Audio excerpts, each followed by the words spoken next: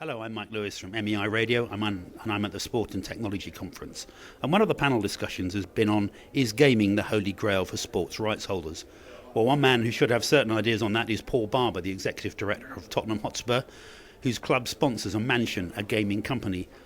Paul, it was a £34 million 4-year deal with 1 year to go. Has it been good for Spurs? It was an unusual deal at the time when a gaming company took over the rights for a football club.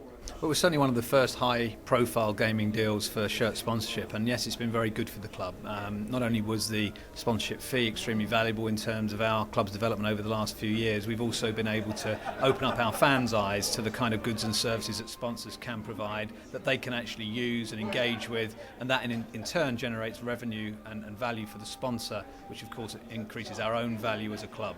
There are some corporate responsibility issues to do with gaming sponsors. I'm sure not every one of your fans was thrilled to find that, you know, little Johnny's favourite team was now sponsored by a gaming company. Has that caused you difficulties?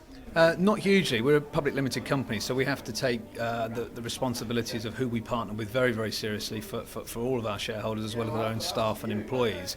But with gaming companies, and particularly Mansion, they've been hugely responsible. They understand that their market is 18 years and above.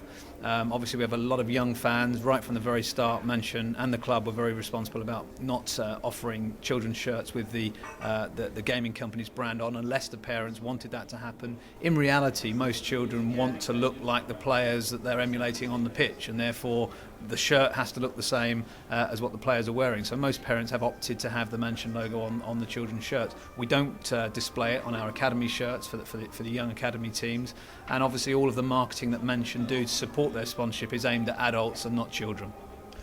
A lot of other clubs have relationships with betting companies, even though their main sponsor might be an insurance company or an airline. Do you think there have been any drawbacks for you in having given the club lock, stock and barrel to Mansion? Have you not been able to do things you'd like to do because of that? A lot of clubs have got multiple gaming partners, either on their LED boards around the side of the pitch, the perimeter boards, or in different kinds of relationships in different gaming sectors. We opted to look at the Mansion deal as an exclusive relationship across all areas, all of our betting kiosks in the stadium, our shirts, our LED perimeter boards, and also our online gaming presence. All those rights sit with Mansion. And I think that's right when you've got a deal of that size and the partner as important as Mansion. The exclusivity side of it is very important to them. Now, with 1 year to go, you're clearly looking at sponsorship deals beyond the end of the Mansion deal. Do you think it's likely you'll still be in bed with a gaming company when you come to a new sponsor? Well, certainly our early discussions have involved, conversations with other gaming companies for next year and for our new stadium sponsorship, which we're just starting to market across the world. Certainly, gaming companies have a very, very significant marketing objective at the moment, partly because there are so many out there, partly because they need to differentiate one from the other, and partly because acquiring customers through football is actually a very, very good proposition for them. The demographic of football fans fits very comfortably with the demographic of most gaming companies, particularly in the sportsbook and casino areas, and therefore it's logical for them from a marketing point of view to target football and football clubs.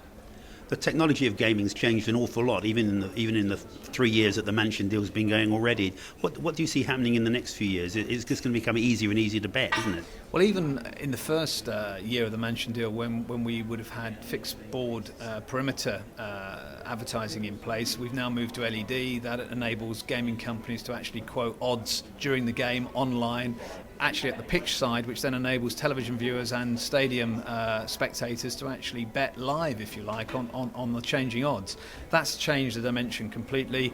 Clearly the internet has changed. It's given fans an opportunity to bet before they reach the stadium as well as at the stadium in a kiosk, and obviously mobile is there as well for people, and there's increasing numbers of services, as we've heard today, whether they're text-based or WAP site-based, for fans to get involved. I think the overall thing is that the gaming companies are looking to enrich the experience of attending the live event or watching it live on TV, and for certain sections of the adult population that's a good thing and something that they enjoy doing. For others it's not what they want to do, and I think providing football clubs and sports rights owners generally make sure that they market responsibly, are in partnership with responsible gaming companies, then it's fine.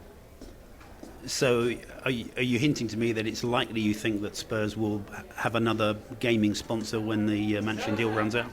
Certainly think we will have another gaming partner, whether it's a main sponsor, whether it's a stadium sponsor. I think that time will tell. We're at the very early stages of those discussions, but certainly a gaming partner going forward. I think gaming in sport is here to stay.